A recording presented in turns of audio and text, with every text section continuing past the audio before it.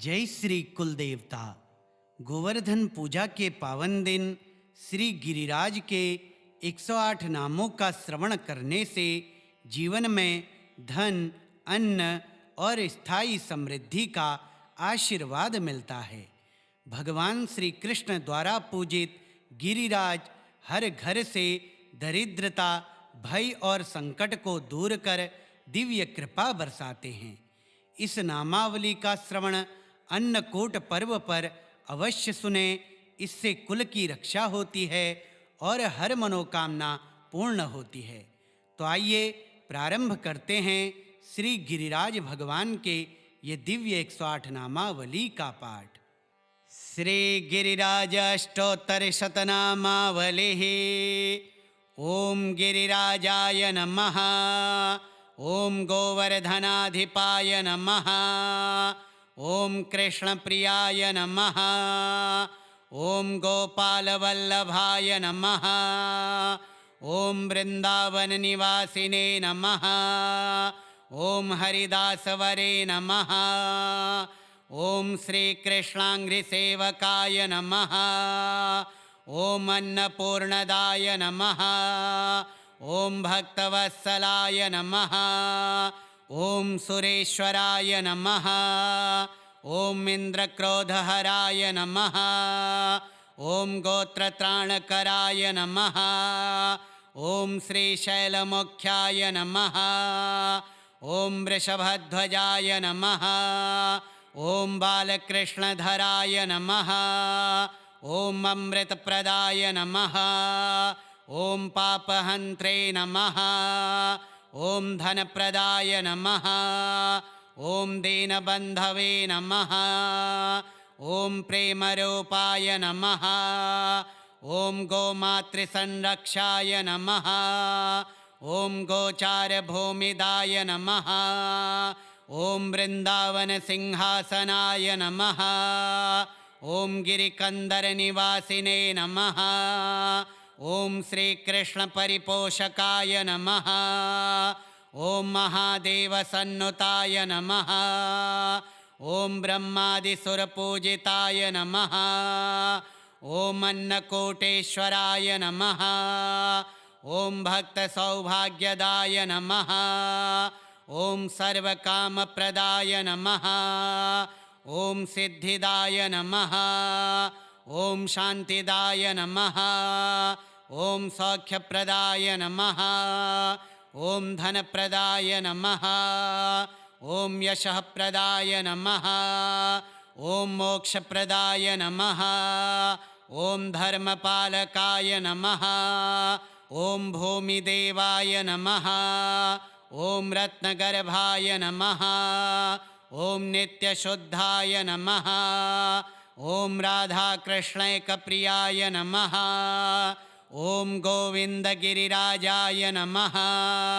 ओम ब्रजमण्डलमौलये नमः। ओम हरिगिरये नमः। ओम सर्वपापहराय नमः। ओम भक्तसन्तोषदाय नमः। ओम सर्वमङ्गलरूपाय नमः। ओम आनन्दराशये नमः। ओम परमेश्वराय नमः। ओम भक्तरक्षकाय नमः। ओम दिव्यतेजोमयाय नमः। ओम लीलाधराय नमः। ओम सर्वतीर्थमयाय नमः। ओम शिवप्रियाय नमः। ओम विष्णुप्रियाय नमः। ओम श्रीगिरिवराय नमः। ओम आत्मारामाय नमः। ओम प्रेमदाय नमः। ओम ध्यानगम्याय नमः। ओम पूज्याय नमः। ओम भक्तकृपानिधानाय नमः। ओम सर्वोपचारभोज्याय नमः। ओम सत्त्वस्वरूपाय नमः। ओम करुणानिधये नमः। ओम गोवर्धनशिलारूपाय नमः। ओम हरिचिह्नांकिताय नमः। ओम दिव्यशिलाय नमः। ओम भूतपालकाय नमः। ओम वज्रदृढाय नमः।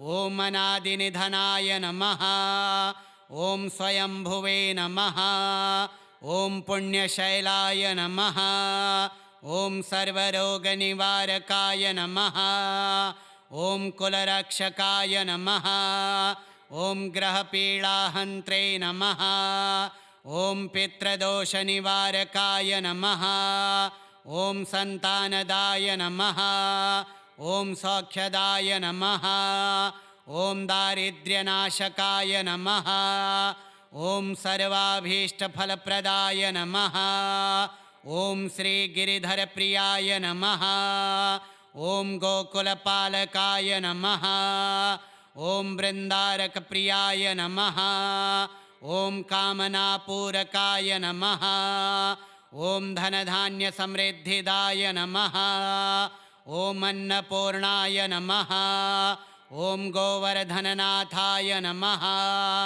ॐ भक्तेष्टदाय नमः ॐ भुवनपालकाय नमः ॐ शरण्याय नमः ॐ दैवतश्रेष्ठाय नमः ॐ वृन्दावननाथाय नमः ॐ हरिदासप्रियाय नमः ॐ मङ्गलरूपाय नमः ॐ भक्तमङ्गलदाय नमः ॐ सर्वदुःखनिवारकाय नमः ॐ अमोघवरदाय नमः ॐ श्रीविष्णुरूपाय नमः ॐ ब्रजेश्वराय नमः ॐ दिव्यगिरिराजाय नमः ॐ अन्नप्रदाय नमः ॐ भक्तकल्याणदाय नमः ॐ सर्वमङ्गलदायकाय नमः ॐ शरणागतवत्सलाय नमः ॐ प्रेममयाय नमः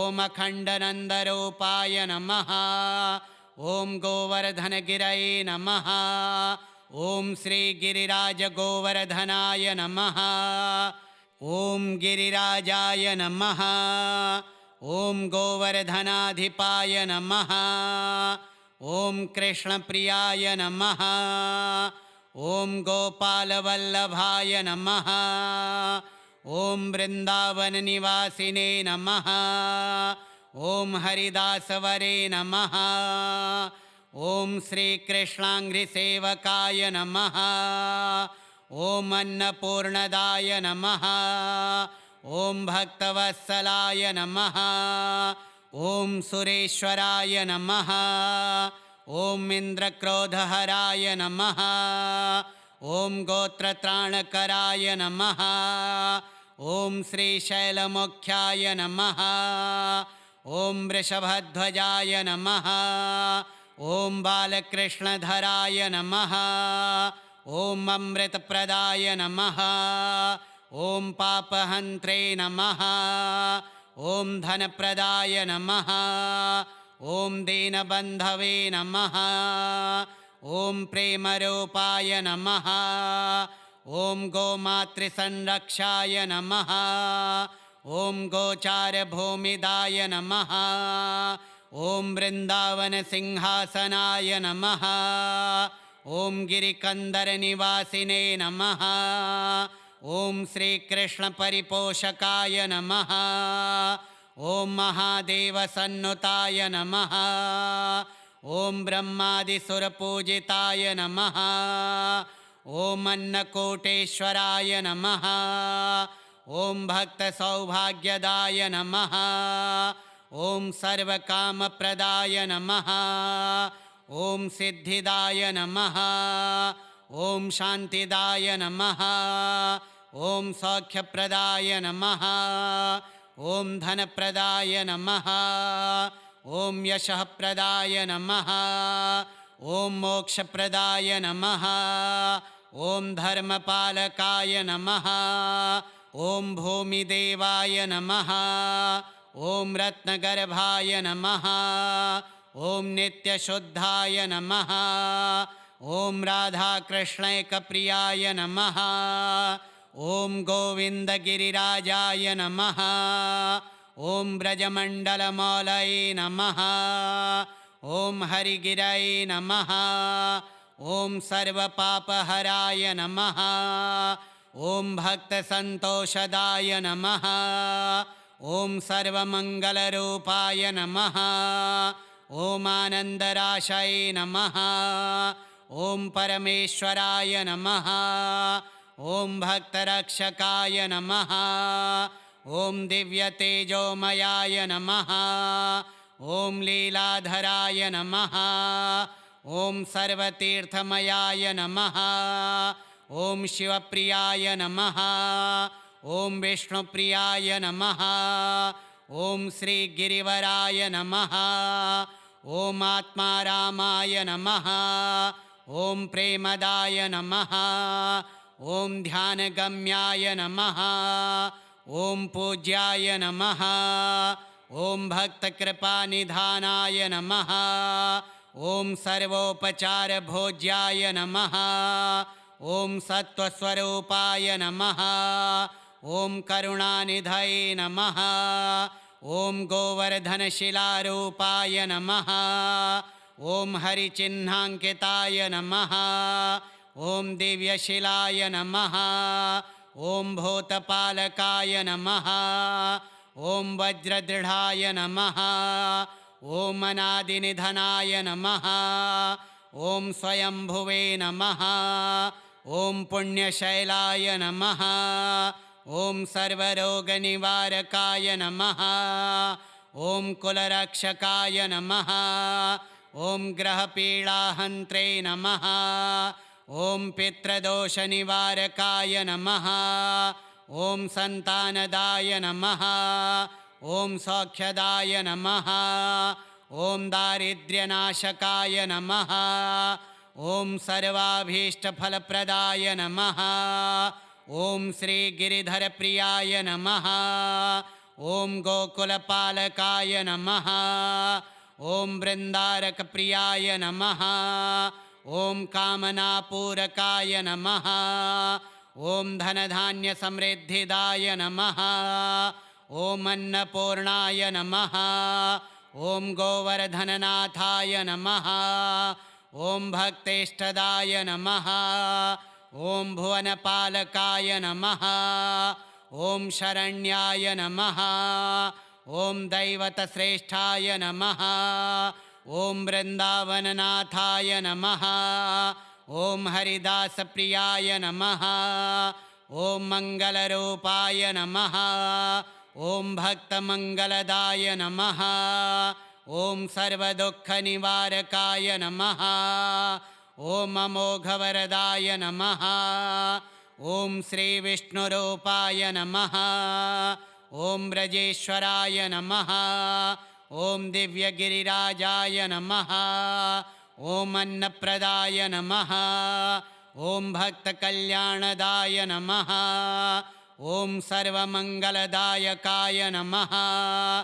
ॐ शरणागतवत्सलाय नमः। ॐ प्रेममयाय नमः। ॐ अखण्डनन्दरूपाय नमः। ॐ गोवर्धनगिरये नमः। ॐ श्रीगिरिराजगोवर्धनाय नमः। ॐ गिरिराजाय नमः। ॐ गोवर्धनाधिपाय नमः। ॐ कृष्णप्रियाय नमः। ॐ गोपालवल्लभाय नमः।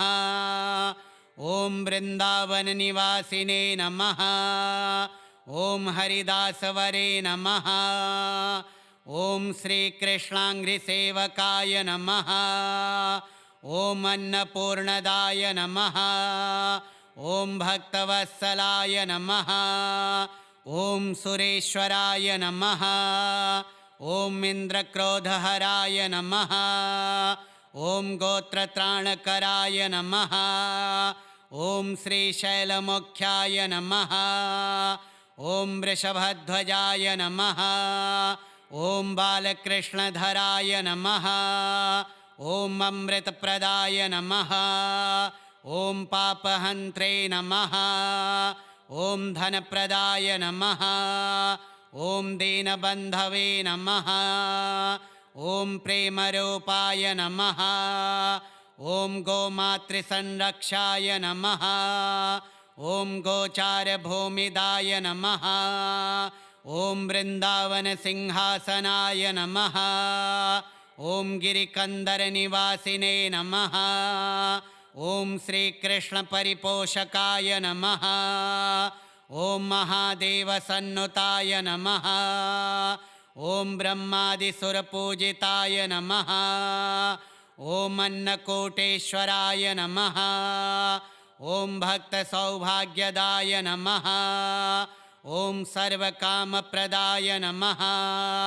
ॐ सिद्धिदाय नमः। ॐ शान्तिदाय नमः। ॐ सौख्यप्रदाय नमः।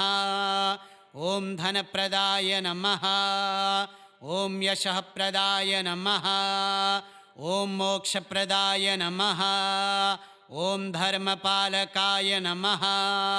ॐ भूमिदेवाय नमः। ॐ रत्नगर्भाय नमः। ॐ नित्यशुद्धाय नमः। ॐ राधाकृष्णैकप्रियाय नमः। ॐ गोविन्दगिरिराजाय नमः।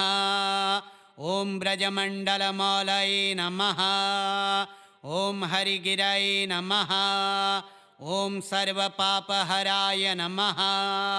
ॐ भक्तसन्तोषदाय नमः। ॐ सर्वमङ्गलरूपाय नमः। ॐ आनन्दराशये नमः। ॐ परमेश्वराय नमः। ॐ भक्तरक्षकाय नमः। ॐ दिव्यतेजोमयाय नमः। ॐ लीलाधराय नमः। ॐ सर्वतीर्थमयाय नमः। ॐ शिवप्रियाय नमः। ॐ विष्णुप्रियाय नमः। ॐ श्रीगिरिवराय नमः। ॐ आत्मारामाय नमः। ॐ प्रेमदाय नमः। ॐ ध्यानगम्याय नमः। ॐ पूज्याय नमः।